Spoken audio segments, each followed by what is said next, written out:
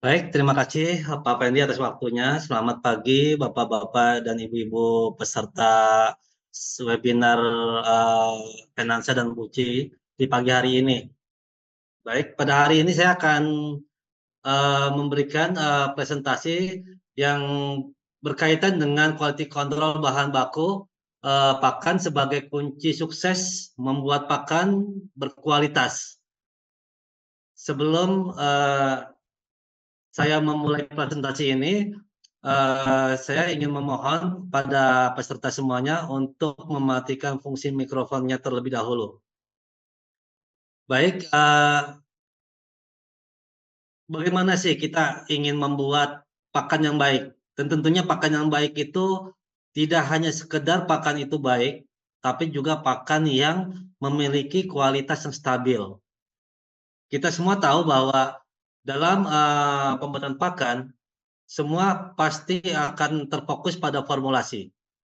Namun demikian, formulasi itu hanyalah memegang peranan 20% saja terhadap eh, baik tidaknya kualitas pakan yang dibuat. Selain formulasi, ada yang namanya quality control process, yang mana quality control process ini pun hanya memegang peranan 10%. Lalu apa yang paling besar dari baik buruknya pakan yang dibuat? Tentu yang paling besar adalah quality control bahan baku yang memegang peranan sampai sekitar 70% eh, dari pengaruh terhadap bagus tidaknya pakan yang akan dibuat. Lalu seperti apa sih quality control bahan baku?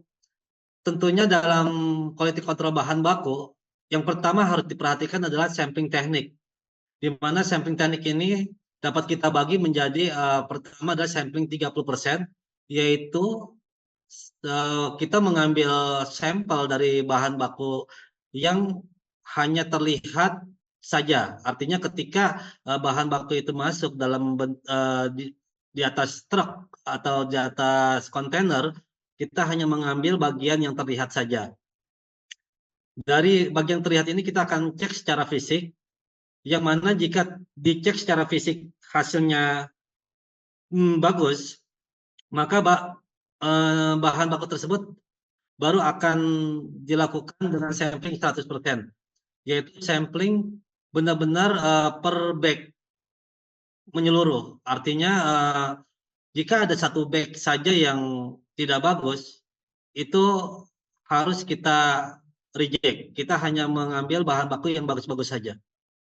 Tentunya dalam konteks terima dan tolaknya bahan baku ini sangat bergantung pada seberapa kuat kita bargaining power kita untuk menolak bahan baku tersebut. Kedua adalah tentunya analisa laboratorium, di mana analisa laboratorium ini meliputi analisa wet chemical dan analisa NIR.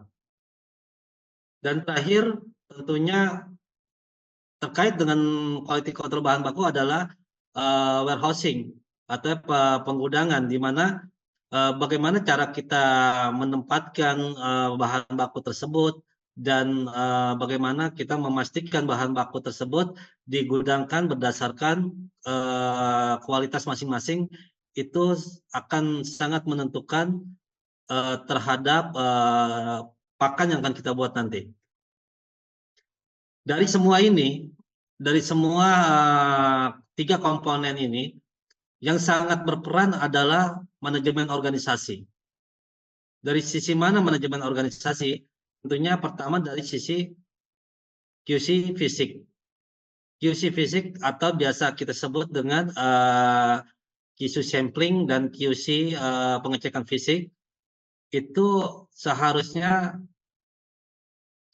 baik itu QC fisik maupun laboratorium itu terpisah dari bagian produksi.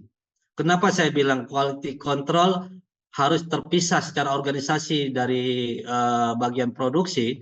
Karena kedua departemen ini memiliki kepentingan yang saling bertolak belakang. di mana bagian produksi mempunyai kepentingan untuk memaksimalkan kapasitas, sedangkan bagian QC berkepentingan untuk memaksimalkan kualitas. Tentunya dalam konteks teamwork, maka QC modern itu bukanlah QC yang tanda kutip seperti polisi. Artinya QC modern adalah QC yang dalam konteks seperti support terhadap bagian produksi, sehingga pengecekan quality control ini dilakukan bukan di akhir, tapi dilakukan sebagai preventif, sehingga pabrik akan menjadi jauh lebih efisien dan kerjasama antara bagian produksi dan bagian QC akan terjalin dengan baik.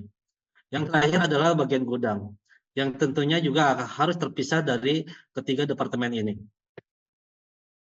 Sampling bahan baku itu seperti yang dikatakan tadi adalah ada 30% dan ada bagian sampling curah. Nah, untuk sampling bahan baku itu sebaiknya adalah dalam sampling bag dengan posisi diagonal seperti ini. Kenapa? Alasannya adalah banyaknya terjadi kecurangan di mana barang-barang yang bagus hanya ditaruh di bagian luar dan bagian dalamnya itu barang-barang jelek. Tentunya untuk mengantisipasi kecurangan ini, teknik sampling dan quality control sangat penting fungsinya, kaitannya untuk mencegah masuknya barang-barang yang tidak sesuai dengan standar kualitas yang telah ditentukan. Pertama adalah penting untuk memasukkan bahan baku tidak terkontaminasi, yaitu seperti yang sangat riskan sekali adalah dedak ya. Dedak itu banyak sekali bahan baku campuran yang akan mengurangi kualitas dari dedak itu sendiri. Kalau teknik-teknik lama, dedak hanya dicampur dengan sekam, kita bisa melakukan dengan tes-tes sederhana seperti tes fluorogasional, yaitu dengan cairan yang mana jika terkena sekam itu akan berwarna merah. Kedua, yang wajib kita lakukan adalah recording data. Recording data sangat penting sekali untuk kita bisa mengetahui setiap bahan baku yang masuk, kita mengetahui kualitas bahan baku yang masuk tersebut. Di antara recording data yang sangat-sangat penting adalah recording data terhadap berat jenis, yaitu berapa gram bahan baku tersebut dalam 1 liternya. Kalau di Jawa Barat, kita kalau beli beras itu dalam bentuk literan. Nah, Jawa Barat itu ada yang namanya literan beras. Nah, kita bisa beli literan beras, di mana kita bisa beli yang 1 liter dan bisa setiap bahan baku yang masuk kita bisa literkan dan timbang beratnya. Sebagai contoh, misalkan dedak memiliki berat jenis di kisaran 350 sampai 400 gram per liter. Tentunya jika suatu hari kita datang bahan baku dedak dengan berat jauh lebih dari itu, misalkan masuk 550 gram per liter, itu dapat dipastikan bahwa bahan baku tersebut terkontaminasi oleh bahan lain yang berat. Namun demikian sekarang banyak sekali kecurangan yang lebih canggih, di mana kalau dedak itu dicampur dengan dicampur dengan batu kapur, itu bisa kita tes dengan menambahkan asam atau air aki, itu bisa terdapat gelembung-gelembung. Namun sekarang lebih canggih lagi, mereka mencampurnya dengan pasir laut, itu walaupun dikasih air asam itu tidak gelembung dan warnanya putih seperti menir. Bedanya adalah menir kalau digigit itu pecah, sedangkan pasir ini kalau digigit tidak pecah. Nah, kedua adalah bagaimana ketepatan dalam penerimaan bahan baku menentukan presisi perhitungan formulasi. Ya, ini penting sekali. Kenapa? Karena jika bahan baku kita itu terkontaminasi, maka hitungan formulasi kita akan meleset. Sebagai contoh, misalkan dedak memiliki protein di kisaran 12%. Kita pakai dedak misalkan 10%. Maka ketika dedak itu tercampur dengan batu yang tidak punya nutrisi, misalkan tercampur 10%, maka hitungan protein kita dari dedak tersebut akan meleset. Sehingga hitungan formulasi kita juga akan meleset. Itu dari sisi kalau bahan kontaminan itu hanya sifatnya tidak memiliki nutrisi. Bagaimana jika kontaminan itu mengandung zat yang berbahaya? Sebagai contoh, pengalaman saya waktu di uh, awal saya kerja, itu terjadi yang namanya uh, lele bule. Lele bule itu ketika lele itu dibedah, hatinya rusak. Kita semua mencari apakah terjadi kontaminasi urea. Ternyata kita tes urea normal, nggak ada masalah, tidak ada kontaminasi urea. Setelah kita cek, ternyata di fish meal Thailand yang kita impor itu mengandung melamin. Nah, melamin ini dapat meningkatkan total nitrogen, sehingga namun ketika melamin ini dites dengan teknik pengecekan urea, dia nggak terdeteksi. Nah, ini yang perlu diwaspadai jika bahan baku kita itu terkontaminasi oleh zat-zat yang sifatnya racun. Kedua, analisa bahan baku. Analisa bahan baku ini dilakukan ada beberapa tahap, yaitu pertama dengan wet chemical. Nah, wet chemical ini merupakan analisa standar sebagai data primer, data pertama. Ini adalah sebenarnya adalah rujukan dasarnya untuk analisa-analisa lainnya. Sebagai contoh, dalam teknik cepat kita untuk kadar air bisa menggunakan moisture balance. Namun moisture balance ini pun harus mengacu pada teknik open, gitu ya. Jadi WC Chemical ini adalah data primer. Dan WC Chemical ini, calon kelemahan dari WC Chemical ini adalah tidak dapat mendeteksi kontaminasi. Sedangkan yang ketiga adalah analisa menggunakan NIR yang merupakan teknik cepat yang merupakan data sekunder. Kenapa disebut NIRS adalah data sekunder? Karena NIRS ini datanya didapat dari data wet chemical yang diregresikan dengan bias nilai bias dari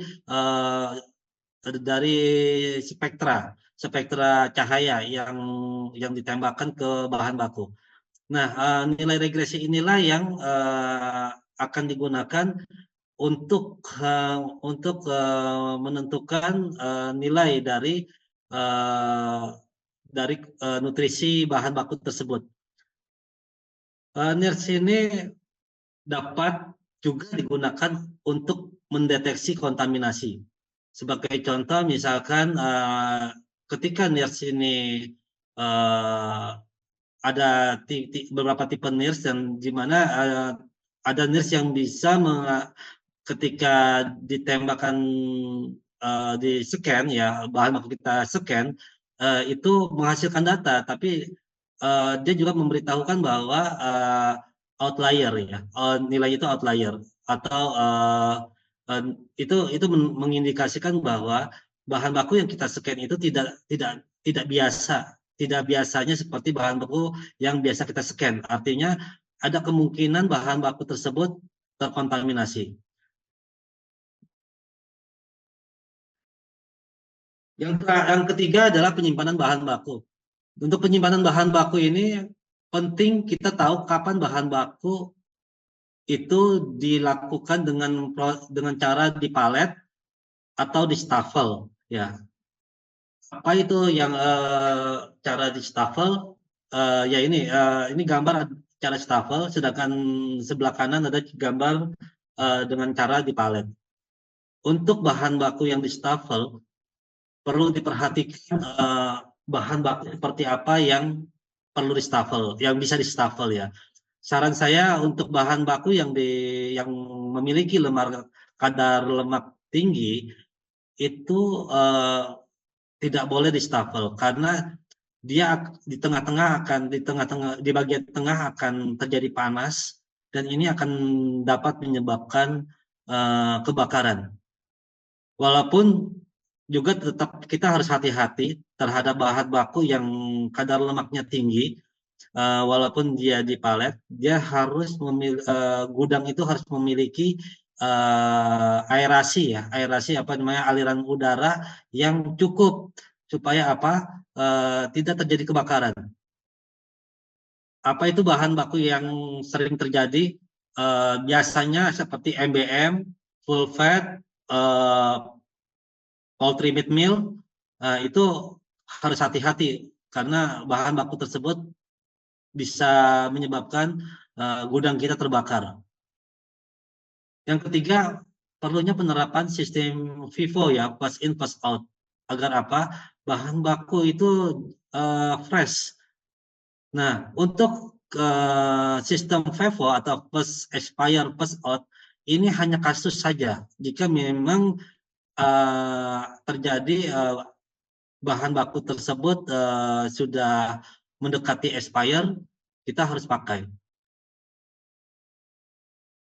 Dan terakhir adalah pemisahan bahan baku dengan kualitas yang berbeda. Nah, untuk yang poin 4 ini penting sekali untuk menjaga stabilitas kualitas pakan kita. Sebagai contoh, misalkan MBM dengan warna yang berbeda itu perlu dipisahkan, atau BKK dengan nilai nutrisi yang berbeda itu perlu dipisahkan. Biasa yang dilakukan juga kita akan memisahkan berdasarkan originnya. Bahan misalkan BKK Argentina dan BKK Brazil kita pisahkan posisinya, tidak dicampur. Untuk apa? Untuk nanti pengambilan keputusan apakah kita ganti formula atau lanjut formula. Ini saya kasih beberapa contoh saja untuk bahan baku yang sederhana yang biasa dipakai. Ini ada jagung. Jagung spesifikasinya aromanya normal, tidak ada aroma asam atau apa. Warnanya kuning, teksturnya bijian, fisik tidak berkutu. Kenapa tidak berkutu? Karena kalau kita menerima jagung sudah berkutu dan itu jagung itu masuk ke dalam silo, ini akan merusak nutrisi karena kutu akan makan jagung dan susut kita akan banyak.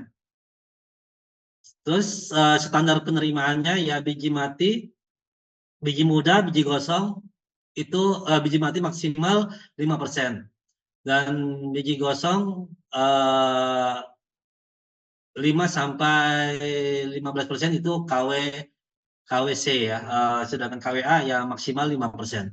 Sedangkan untuk biji jamur, baik itu grade A maupun sampai grade C, itu biji jamur maksimal 2%. Bagaimana jagung yang berbiji jamur, itu jagung yang biasanya di bagian ujungnya udah mulai menghitam. Itu tanda-tanda jagung yang berbiji jamur. Ini adalah gandum, ya gandum aromanya normal, warnanya krem kecoklatan, dan teksturnya bijian. Hati-hati, kadangkala ada gandum yang kita terima bercampur dengan gandum yang hitam karena gosong ya. Nah ini juga akan mempengaruhi kualitas dari gandum yang kita terima.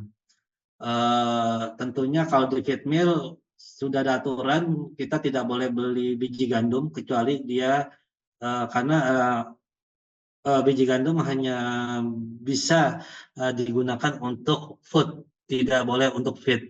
Uh, Biasanya feed mill akan beli gandum dalam bentuk gandum pecah. Dan tentunya gandum ini tidak berkutu dan tidak berjamur, gitu ya. Bungkil kedelai ini adalah penting sekali bungkil kedelai, yaitu aromanya normal, warnanya kuning terang atau kuning kecoklatan, dan teksturnya bungkilan agak kasar ya. Nah, untuk bungkil kedelai ketika kita intake, penting sekali buat quality control untuk mengedukasi karyawan intake untuk tidak memaksa masuk bungkil kedelai yang menggumpal. Artinya di saat di bagian intake itu kan ada kisi-kisi ya. Memang tujuannya adalah untuk supaya bahan baku yang menggumpal itu tidak langsung masuk ke bin. Nah, seringkali bagian intake itu bagian menggumpal itu diinjak dan langsung masuk.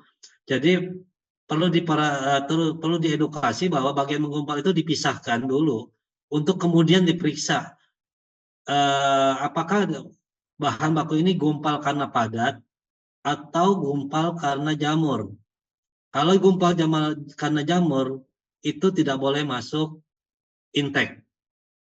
Ini penting sekali karena nanti akan sangat berdampak pada kualitas pakan kita. Ada metode sederhana yang sering saya ajarkan pada peternak untuk mengetes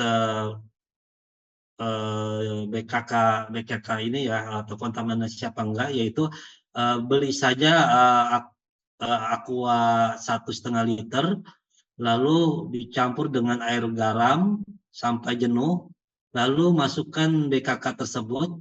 Karena air itu sudah jenuh, maka BKK ini akan turun berdasarkan beratnya masing-masing. Sehingga ketika nanti lama-lama turun akan terbentuk seperti lapisan-lapisan di mana jika terkontaminasi oleh pasir atau batu, dia akan kelihatan terpisah.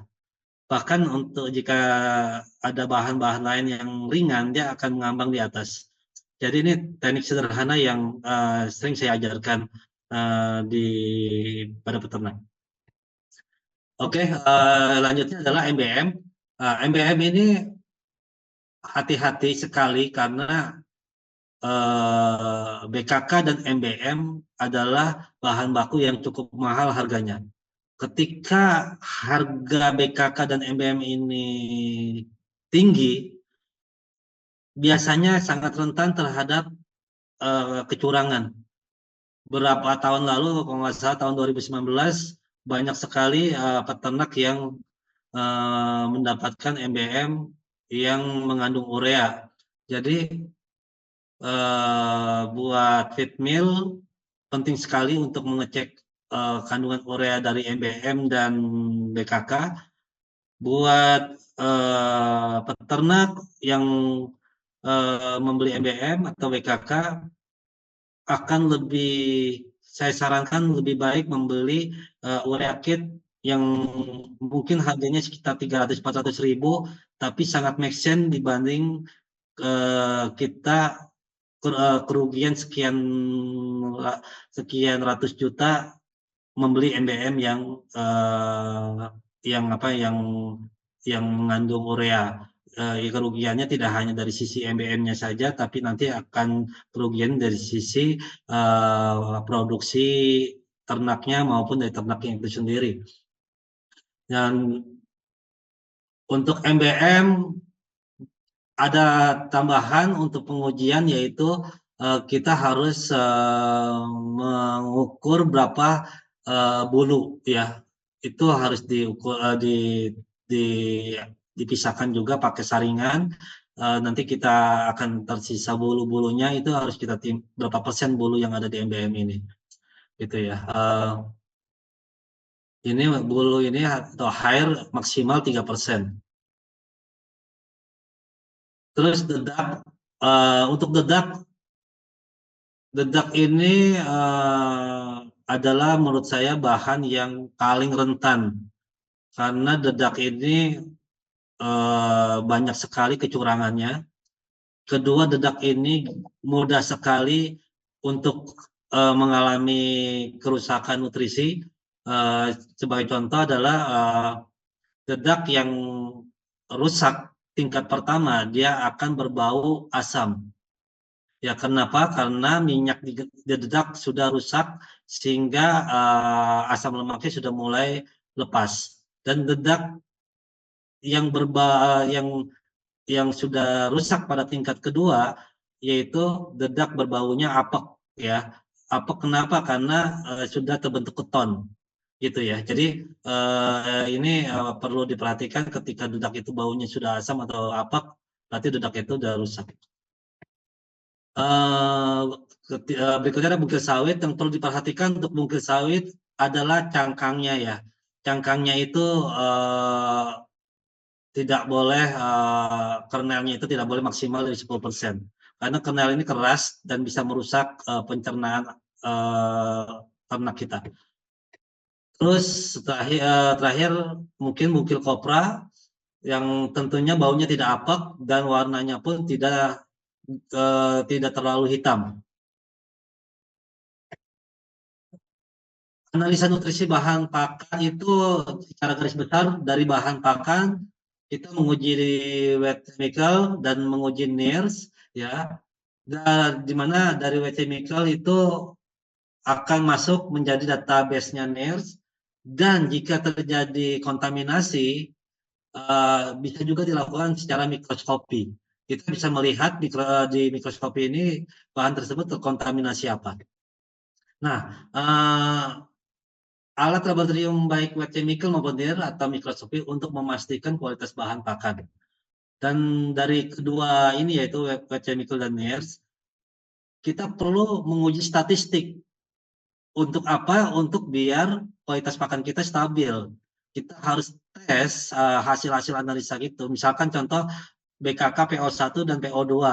Itu kita tes nutrisinya dengan F-test atau T-test. Itu beda signifikan apa enggak? Kalau beda signifikan, itu ganti formula.